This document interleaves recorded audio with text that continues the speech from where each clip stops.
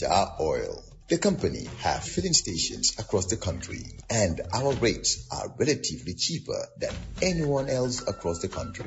Jar Oil is the biggest producer and distributor of cement in the country with the most competitive prices in the market.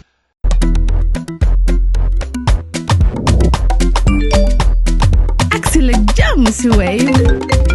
Yo, apply. Yo, luta do de. Luta mo nulo jël moto nga andil ma xaalis. Hello? Bisul mu fine. What? Bisul mu fine. Oh, yes! Wave Axina Gambia. Deposit and withdraw money, pay bills and buy mobile credit without fees. Transfer money wherever in the country for only 1% fee. At Wave. Bisul mu fine? Wave. Your money is yours. A quiet but ominous tide is rising in the corridors of U.S. foreign policy making, one that may wash harshly upon the shores of African nations like the Gambia.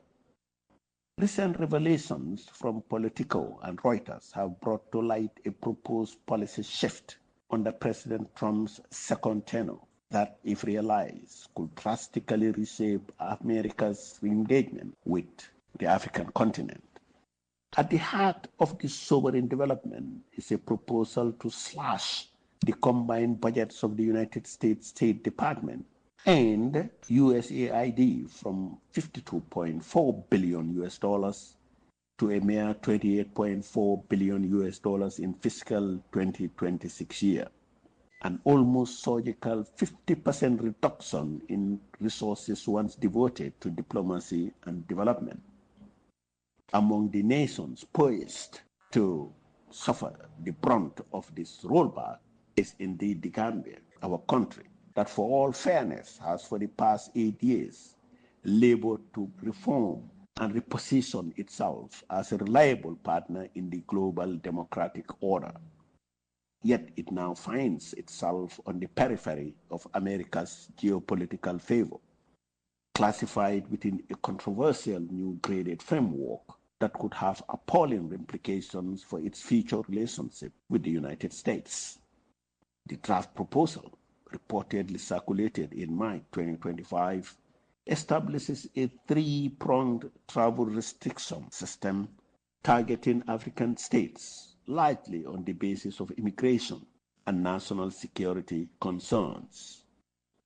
First, the red list is about a total travel ban on countries like Libya, Somalia, and Sudan, painted with the broad brush of terrorism affiliations and fragile identity systems.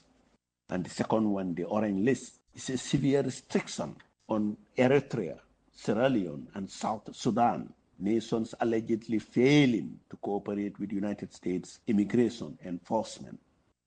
And the last, the yellow list, bears a cautionary status on a wider swath that includes the Gambia, alongside Angola, Benin, Chad, Malawi, and others, countries under review for perceived democratic lapses or immigration-related infractions.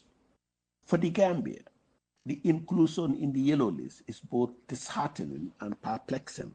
The two cited grievances, failure to adhere to U.S. immigration protocols and perceived democratic regression, sit uneasily with the country's recent trajectory, because under President Barrow, we all know that the Gambia has opened itself to global scrutiny, embraced multilateralism, and sought to shake off the shadows of former President Yahya Jammeh's era. Why then are we being treated as a pariah? Even more troubling is the stunning silence from our own Ministry of Foreign Affairs. In a time of mounting uncertainty, this reticence feels less like diplomatic prudence and more like institutional paralysis. Devoid of explanation, reinforces the late Vice President Aliou Badara Diouf's pointed criticism that the National People's Party government lacks a coherent, forward-facing foreign policy, even in dealing with our closest neighbor, Senegal. It is in moments such as this that a nation looks to its diplomatic torchbearers for clarity and conviction. Dr. Mamadou Tangara, our current Minister of Foreign Affairs and a seasoned veteran of both the Jammeh and Barrow administrations, must now rise to the occasion. A man who has served for 8 years as the Gambia's permanent representatives to the United Nations and held multiple ministerial portfolios, including a protracted service in foreign affairs, should possess both the astuteness and the awareness to account for this diplomatic demotion. Ironically, President Barrow's foreign policy reflects key Western priorities: rejoining the Commonwealth, the ICC, and reaffirming multilateralism, advocating peace in Palestine, Ukraine, Sudan, and the Sahel as OIC chair, partnering with Spain, Switzerland, and Turkey on migration and justice, expanding press freedom, civic liberties, and deepening democracy at home. Indeed, if there is a post-Jammeh success story to be told, it is the Gambia's own. By comparison, Senegal, a country that has taken bolder stance against Western narratives lately, particularly on Israel and Palestine, has evaded inclusion on any U.S. watch lists. Senegal's foreign minister, Yassine Fall's unapologetic advocacy for Palestine, including high-profile statements and public protests in the streets of Dhaka, stands in sharp contrast to the Gambia's deliberate neutrality. At one point, I speculated that the Gambia's OIC chairmanship might be the sticking point, given the organization's strong pro-Palestinian leanings. But President Barrow has trodden a path of diplomatic restraint, avoiding inflammatory rhetoric or any overt condemnation of Israel.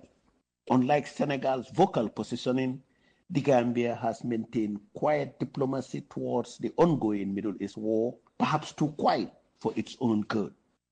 Obviously, the Gambia's growing ties with China cannot be the justification, because many African nations have adopted the same affiliation with Beijing without provoking Trump.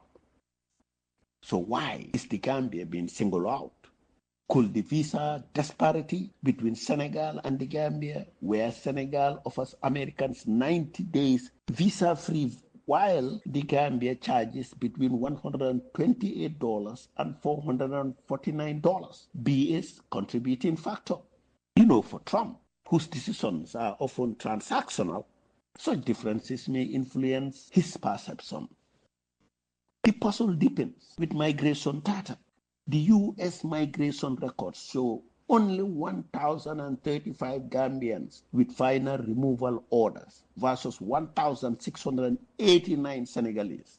Yet, the Gambia has reportedly acknowledged over 3,000 pending deportation cases.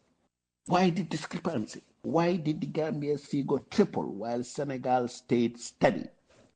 Where is the diplomatic clarity? Under Yahya Jammeh, the Gambia's rift with the West was understandable. His authoritarianism, rejection of liberal values, and particularly his infamous 2013 United Nations speech denouncing homosexuality, drew strong condemnation, mobilizing critics like Reed Brody and Jeffrey Smith against his administration. Ironically, a similar conservative tone is now echoing in the US on gender identity, where President Trump's Executive Order 14168, signed January 20, 2025, mandates federal recognition of only two sexes, male and female, reflecting Jammeh's rigid views. But more alarming is a Politico report hinting at the possible closure of the United States Embassy in Banjul, a devastating prospect for Gambians relying on it for visas, documents, and consular services. Such a move will be both unjust and humiliating. This calls for urgent transparency.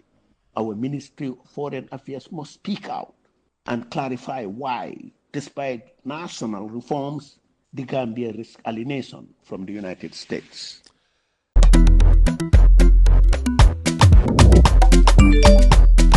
Axila jam si Wave. Yo, Abla, yo lu tax doo dee dégg lu tax mënuloo jël moto nga andil ma xaalis. Hello? bësal mu fine. What?